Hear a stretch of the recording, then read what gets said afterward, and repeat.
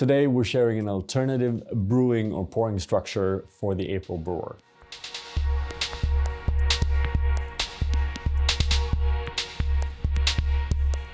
Welcome, my name is Patrick Wolf and this is Coffee with April.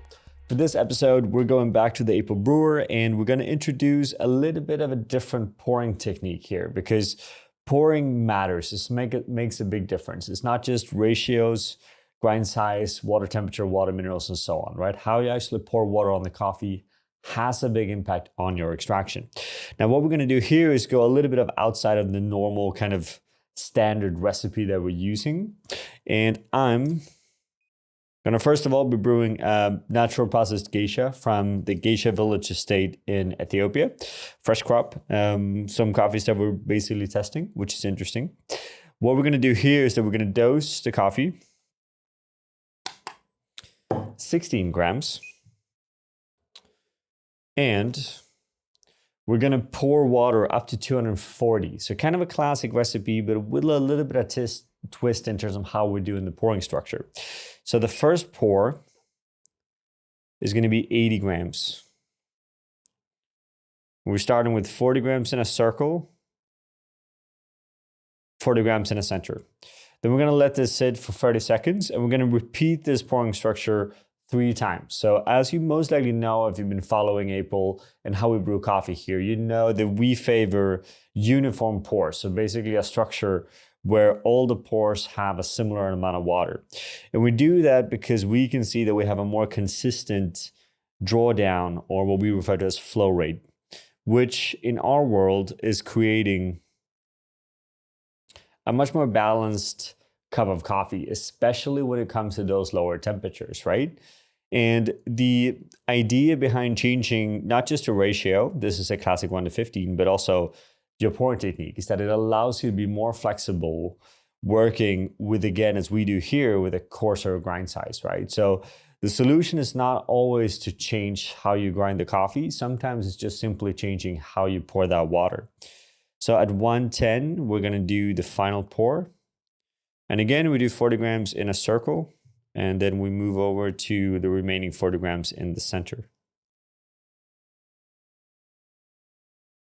Here we go. Now, it's often been debated, especially when you work with a slightly higher water level in the filter, which we're doing now, whether, for example, you should swirl, tap, or anything like that. Most people do it because they want to clean up the sides of the filter. I assuming the theory is that you're pushing down the coffee to get a more uniform extraction. You do have to be a little bit careful about that because the second you're tapping or swirling, you're pushing a lot of the fines down to the bottom of the filter. And that may, in some cases, result in clogging in various forms and ways. So personally, I would always recommend against it. However, if you are competing in a competition, you probably should do it because there's some judges that will actually evaluate that as something negative, right? So the visual of the coffee bed after brewing, which we're kind of over the fact that we don't necessarily believe that that's a thing, right? So you can make tasty coffee with different beds that looks in very, very different forms, right? And I think that's important. The key thing here is just kind of to introduce a little bit of a different recipe, a little bit of a different setup.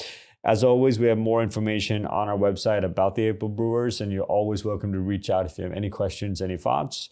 As you can see, I'm using the new Orange Brewer, which is set to be released later this year, probably sometime in the summer.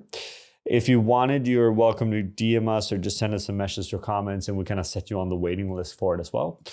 With that, we want to just thank you for watching. And as always, if you have any special recipes that you're using with the April Brewer, we're super excited to hear about them. We want to see them. Perhaps we even want to feature you here on this channel. So you're more than welcome to send it in to us. And with that, we want to again thank you for watching and wish you a good day. We want to give a special thank you to all of our Patreon supporters. It's because of you that we are able to continue to make these videos. And we want you all to feel free to always come with suggestions and ideas on the content that you want to see because we are doing this for you and because of you. Thank you from all of us here at April.